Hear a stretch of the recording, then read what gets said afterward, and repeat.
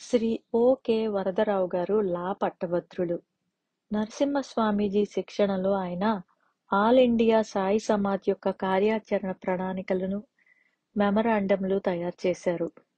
వివిధ సిద్ధాంతాలు, రోజువారీ విధి నిర్వహణకు వివిధ పద్ధతులు కూడా ఏర్పాటు చేశారు. అంతేకాక సాయి ప్రచార కార్యక్రమంలో ఉత్సాహంగా పాల్గొని అనేక మంది యువకులు ఆల్ ఇండియా సాయి సమాజ్ సభ్యులుగా మారడంలో కీలక పాత్ర పోషించారు.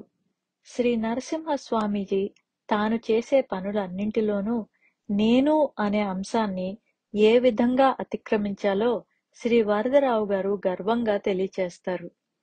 సాయి సమాజ్ వారి ద్వారా ప్రచురితమైన అన్ని పుస్తకాలలోనూ స్వామీజీ నో రైట్స్ రిజర్వ్డ్ అనే వ్యాసం ప్రకటించడం ద్వారా ఎక్కడైనా ఎవరైనా ఆ పుస్తకంలోని విషయాలను స్వేచ్ఛగా ఏ అనుమతులు లేకుండానే వినియోగించుకోవచ్చు. ఒక సందర్భంలో శ్రీ వరదరావు గారు న్యాయశాఖకు చెందిన వారు కావడంతో పొరపాటున ఆల్ రైట్స్ రిజర్వ్డ్ అని ప్రచురింపచేశారు. నరసింహస్వామీజీ దీనిని ఏమాత్రం ఇష్టపడక వరదరావు గారిని దానిని సరిదిద్దవలసిందిగా తెలియచేశారు. పుస్తకాలు పంచే ముందు ఆ సవరణ చేయాలని చెప్పారు. అయితే పని ఒత్తిడి వలన వరదరావు గారు ఆ పని చేయలేకపోయారు. సాయంత్రం ఆయన సాయి సమాజ్ ఆఫీసుకు వచ్చినప్పుడు నరసింహస్వామి ఆ సవరణను స్వయంగా చేస్తుండడం చూసి దిగ్భ్రాంతులయ్యారు. శ్రీ వరదరావు గారు నరసింహస్వామికి నివాళులు అర్పించే సందర్భంలో ఈ నిస్వార్థ గుణాన్ని ఎంతగానో గుర్తు చేసుకునేవారు. నమ్మకం ఉన్నవారికి అన్నీ సాధ్యమే. సానుకూల దృక్పథంతో ఆశించే వారికి అన్నీ సులువైనవే. ప్రేమ ఉన్నవారికి మరింత సులభం. ఈ 3 లక్షణాలు ఉండి సాధన చేసేవారికి అందరికన్నా సులువుగా సాధ్యపడతాయి. శ్రీ రాధాకృష్ణ స్వామి గురు పూర్ణిమ సందేశం నుండి. క్యాలెండర్లు, లాకెట్లు. శ్రీ సాయిబాబా ఫోటోలు విస్తృత స్థాయిలో ముద్రణ చేయడానికి శ్రీ నరసింహస్వామీజీ ఏర్పాట్లు చేశారు. ఈ పటాలు బాబా పట్ల భక్తులలో మరింత భక్తి భావాన్ని పెంపొందించడానికి తోడ్పడతాయి.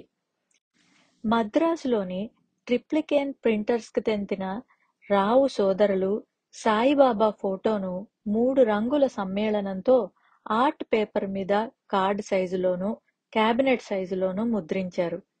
మద్రాసులోని మౌంట్ స్ట్రీట్ లో ఉన్న త్రిపుర సుందరి జ్యువెలర్స్ వారు వృత్తాకారంలోనూ, నక్షత్రాకారంలోనూ చిన్న, పెద్ద, మీడియం సైజులలో బంగారు పూత, నికెల్ ఉపయోగించి లాకెట్లు తయారు చేశారు. ప్రతి లాకెట్ కు ఒకవైపు సాయిబాబా బొమ్మ, మరొక వైపు ఒక దేవుని బొమ్మ ఉండేది. బాబా బొమ్మ చుట్టూ వృత్తాకారంలో బాబా ప్రముఖ సూక్తి నేనుండగా నీకు భయమేలా అని తమిళంలో ముద్రించారు. వారు ఉంగరాలు, బటన్స్, పెద్ద లాకెట్లు బాబా ఫోటోతో తయారు చేశారు. వాటిపై చిన్న వెండి బాబా పాదుకలు కూడా ఉంచేవారు. ఈ వస్తువులన్నీ భక్తులను ఎంతగానో ఆకర్షించేవి. దీని ద్వారా ఆల్ ఇండియా సాయి సమాజ్ కు ఎంతో ఆదాయం లభించింది. దాని సహాయంతో ఆ సంస్థను మరింత విస్తరించడం సాధ్యపడింది. ఈనాడు సాయి పటాలు, లాకెట్లు, ఉంగరాలు దాదాపు ప్రతి ఇంటిలోనూ కనపడుతున్నాయంటే వీటికి మూల కారణం నరసింహస్వామీజీ అని మనం గుర్తుంచుకోవాలి. స్వామీజీ ఈ వస్తువులను షిరిడీలో కూడా విస్తరింపచేశారు. 1941కి ముందు ఇవేవీ షిరిడీలో దొరికేవి కావు. 1970 వరకు మద్రాసు సప్లయర్స్ వారు షిరిడీకి లాకెట్లు, ఉంగరాలు పంపిణీ చేసేవారు. నరసింహస్వామీజీ మొట్టమొదటిసారి 1936లో షిరిడీకి వెళ్ళినప్పుడు సాయి పాదాలను ఆశ్రయించిన భక్తులను లెక్క పెట్ట వీలయ్యేంత మంది మాత్రమే ఉండేవారు. బాబా భౌతికంగా షిరిడీలో ఉండగా వేల సంఖ్యలో భక్తులు ఆయనను దర్శించినప్పటికీ ఆయన మహాసమాధి అనంతరం ఆ భక్తుల సంఖ్య గణనీయంగా తగ్గిపోయింది. బాబాకు బాగా సన్నిహితులైన భక్తులు సైతం మిగిలిన మహాత్ములందరి వలనే సాయి దేహత్యాగం చేయడంతోనే వారి ప్రభావం క్షీణించిందని, వారి శరీరంతో ఉండగా అది అత్యున్నత స్థాయిలో ఉండేదని భావించేవారు. కేవలం 1936 తర్వాత మాత్రమే నరసింహస్వామి ఆధ్వర్యంలో నడిచిన సాయి ఉద్యమం దేశవ్యాప్తంగా విస్తరించి అనేక మందిని సాయి పాదాల చెంతకు చేర్చింది.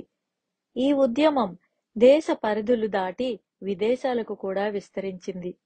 ఈనాడు వందలలో కాదు, కోట్ల సంఖ్యలో భక్తులు షిరిడీ వచ్చి బాబాను దర్శించి తరిస్తున్నారు. అయితే అది అంత సులభంగా సాధ్యపడలేదు.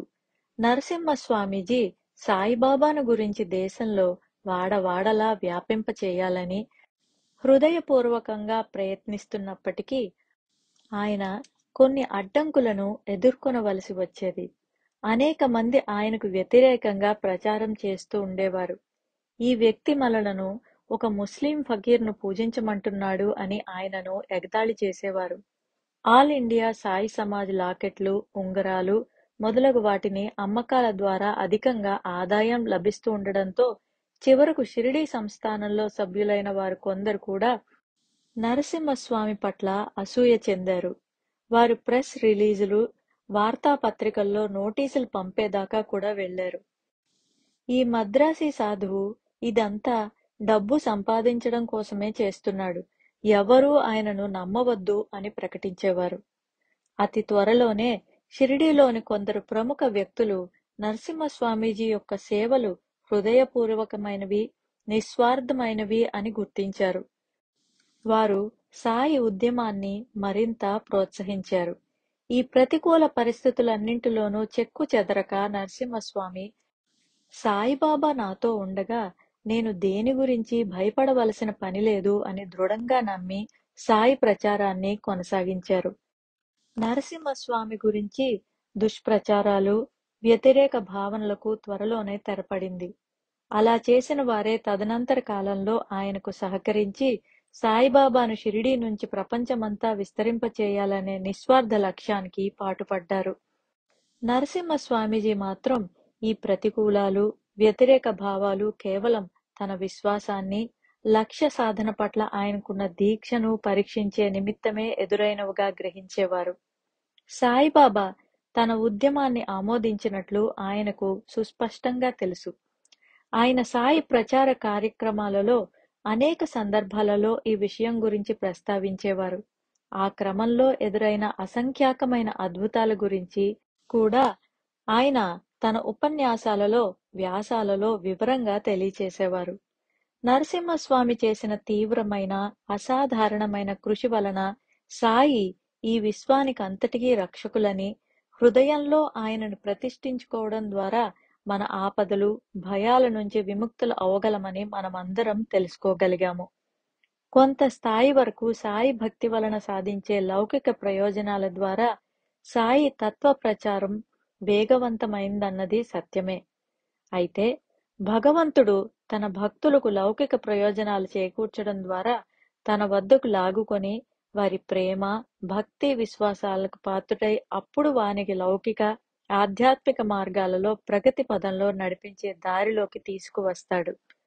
ఆయన మనకు లౌకిక బాధలలో సహాయం చేయకపోతే, మనకు శరణ ప్రసాదించకపోతే, శక్తినివ్వకపోతే అసలు ఆయననెవరు ఆశ్రయిస్తారు?